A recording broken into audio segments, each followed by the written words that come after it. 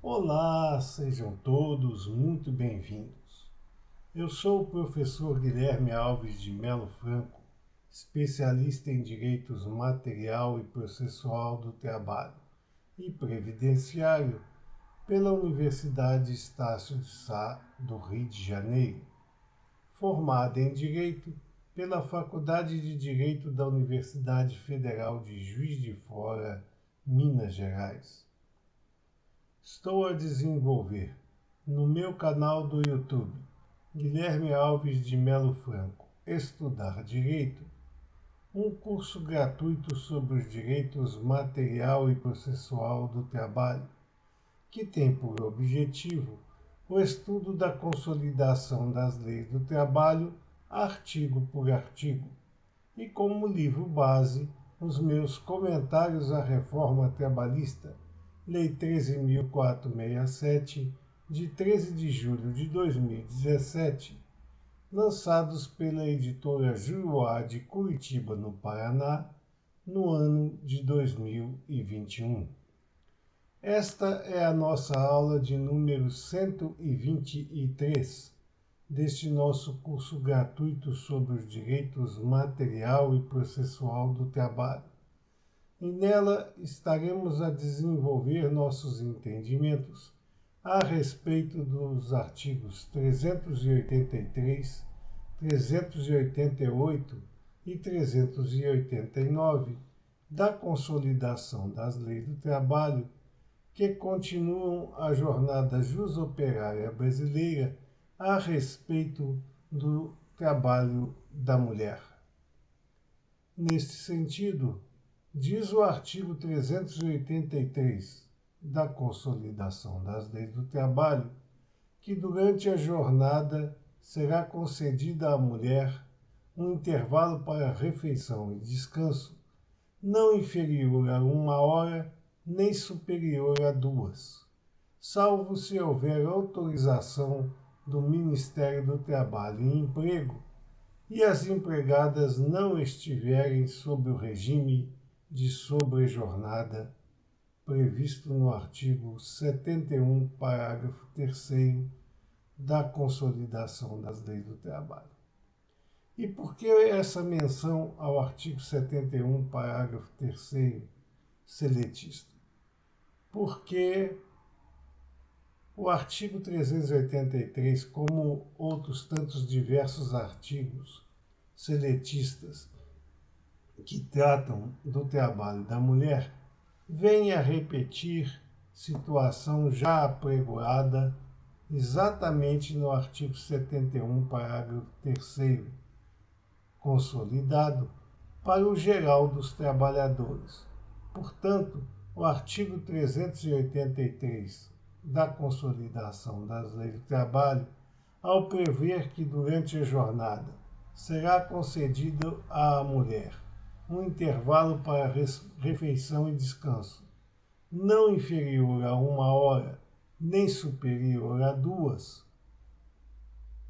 está a repetir os ditames incertos naquele artigo seletista que determina justamente que o descanso interjornada dos trabalhadores em geral será de no mínimo 1 hora e no máximo 2, salvo se houver autorização do Ministério do Trabalho e Emprego. A única novidade que nos traz o artigo 383 é que as empregadas não podem estar sob o regime de sobrejornada para que haja uma dilação deste hiato interjornada para descanso e alimentação. Há que se informar também que, no caso de se estabelecer um descanso não inferior a 1 hora ou superior a 2, através de convênio coletivo de trabalho, seja uma convenção coletiva ou seja um acordo coletivo de trabalho, deverá haver haver autorização expressa do Ministério do Trabalho e Emprego para a sua validez. Diz também este artigo que poderia ser esta jornada exercida se houver autorização do Ministério do Trabalho e Emprego e as empregadas não estiverem sob o regime de sobrejornada. Portanto, o Ministério do Trabalho e Emprego, ainda que não haja um pacto coletivo de trabalho, poderá autorizar a que a empresa apresente intervalo para refeição e descanso para as mulheres inferior a 1 hora ou superior a 2, desde que as empregadas estejam laborando em regimes normais de trabalho sem a existência de horas extraordinárias. Os artigos 384, 385, 386 e 387 da Consolidação das Leis do Trabalho estão revogados. E dentro daquele esquema que nós estabelecemos desde o começo para este nosso curso gratuito sobre os direitos material e processual do trabalho, eles não receberão de nós estudo, já que já não se encontram inseridos no contexto jus-operário brasileiro. Passemos, pois, então, ao estudo do artigo 388 da Consolidação das Leis do Trabalho,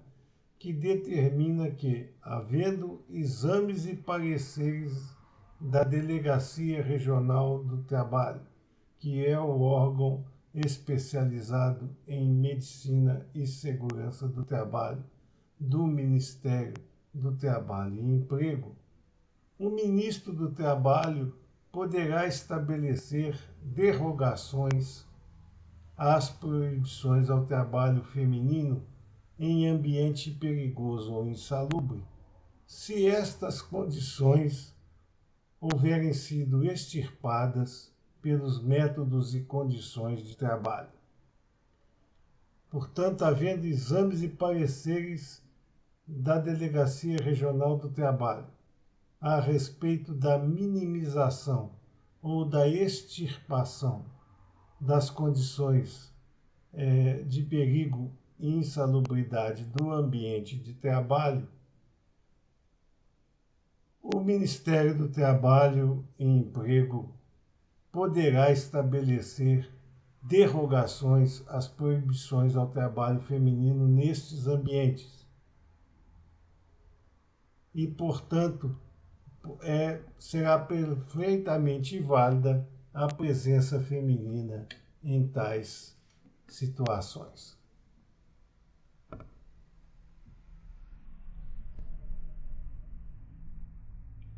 Diz o artigo 389 da Consolidação das Leis do Trabalho que toda empresa é obrigada a promover a higienização dos locais de trabalho com ventilação, iluminação e outros métodos que se quedarem necessários, de acordo com a autoridade competente para a segurança e conforto das mulheres. Aqui é justamente uma afirmativa da situação que temos alertado durante esse nosso estudo sobre o trabalho da mulher, nesse nosso curso gratuito sobre os direitos material e processual do trabalho. O artigo 389, em seu todo, ele traz situações que não são imanentes apenas e tão somente ao trabalho da mulher, mas aos empregados de uma maneira geral. Por quê? promover a higienização dos locais de trabalho, com ventilação, iluminação e outros métodos que se quedarem necessários, de acordo com a autoridade competente, que neste caso é a Delegacia Regional do Trabalho, como temos visto durante estas nossas aulas, para a segurança e o conforto das mulheres. Ora, a promoção da higienização dos locais de trabalho, com métodos de ventilação, iluminação e outros que se derem necessários, é imanente a todo e qualquer meio ambiente de trabalho, porque a empresa ela é obrigada a manter a rigidez desses locais, mesmo que não fossem destinados às mulheres, mas a todo e qualquer empregado que laborar dentro das suas dependências empresariais. Por isso, o artigo 389 da Consolidação das Leis do Trabalho, embora esteja incerto no campo da proteção ao trabalho da mulher, seria desnecessário, porque estaria a traduzir situação de método geral de trabalho a que toda empresa é obrigada, mesmo que não contrate para suas atividades empresariais cotidianas mulheres. Continua ainda o artigo 389 da Consolidação das Leis do Trabalho a dizer que a empresa é obrigada a instalar bebedouros, lavatórios, aparelhos sanitários, dispor de assentos adequados em número suficiente dentro dos meios ambientes de trabalho. Novamente, alertamos que instalar bebedouros, lavatórios, aparelhos sanitários, dispor de assentos adequados em número suficiente a atender a todos os trabalhadores é situação que respinga sobre todo e qualquer movimento empresarial que tenha sob sua guarda empregados, sejam eles do sexo masculino, sejam eles do sexo feminino, não havendo novidade alguma também nessa determinação do artigo 389 consolidado. Continua ainda o mesmo artigo a dizer que toda empresa é obrigada a instalar vestiários apropriados e privativos às mulheres, com armários individuais, exceto nos empreendimentos que não se obriguem à troca de uniformes, a critério da autoridade, podendo ser adotadas gavetas ou escaninhos. Novamente, uma norma que deve atingir a todos os empregados, independente de sexo. Ainda assim, poderíamos levar em consideração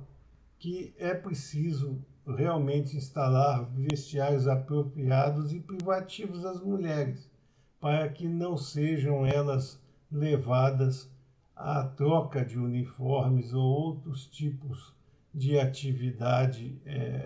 dentro das suas prestações pessoais de serviços aos empregadores,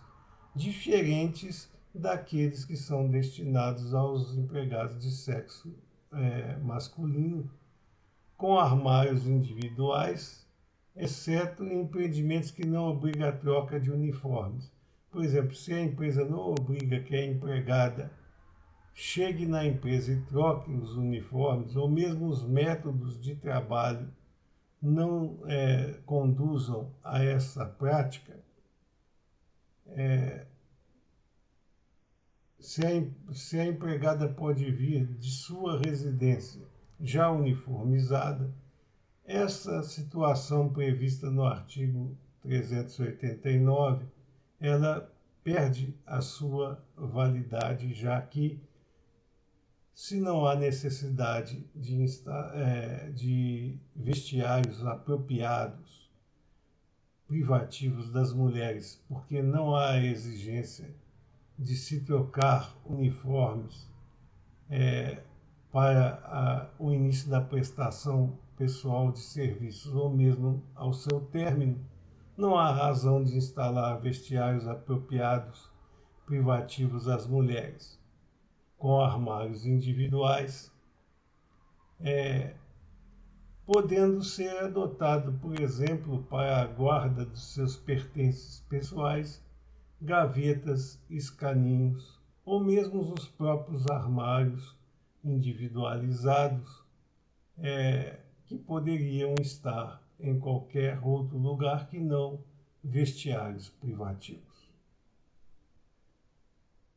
Outra situação bastante interessante do artigo 389 da Consolidação das Leis do Trabalho é que determina que a empresa é obrigada a destinar os EPIs, os equipamentos de proteção individual, e mesmo os EPCs, equipamentos de proteção coletiva, às mulheres dentro desses estabelecimentos em que haja o emprego das mesmas. Ora, essa situação ela é imanente a todo empregado que exerça prestação pessoal de serviços sujeita à periculosidade ou à insalubridade, como já vimos em nossas aulas anteriores. Portanto, também despicienda o pregão desta situação pelo artigo 389 da Consolidação das Leis do Trabalho e a reforma trabalhista implementada pela Lei 13.467, de 13 de julho de 2017, mais uma vez perdeu a oportunidade de extirpar do corpus seletista estas situações que nos apresentam como repetidas e que são adequadas a todos os trabalhadores, independentemente de sexo. Diz ainda o artigo 389 da Consolidação das Leis do Trabalho que nos estabelecimentos com mais de 30 mulheres deverá haver um local adequado para a amamentação de seus filhos no período específico, que pode ser substituído por creches mantidas por convênio ou próprias da empregadora. Aqui é importante esse dispositivo incerto no artigo 389 da Consolidação das Leis do Trabalho, só que, a nosso sentir, ele vem de encontro à norma geral ao estabelecer que apenas nos estabelecimentos com mais de 30 mulheres deverá haver um local adequado para a amamentação de seus filhos num período específico e que pode ser substituído por creches mantidas por convênio ou próprios da empregadora. A nosso sentir, essa obrigação ela permanece ainda que não haja o emprego de mais de 30 mulheres dentro do empreendimento empresarial em que elas exerçam suas prestações pessoais de serviço. Basta que haja uma só mulher em período de amamentação para que seja a ela destinado um local adequado, seguro, separado de todo qualquer outro tipo de movimento para a amamentação de seus filhos neste período, que pode ser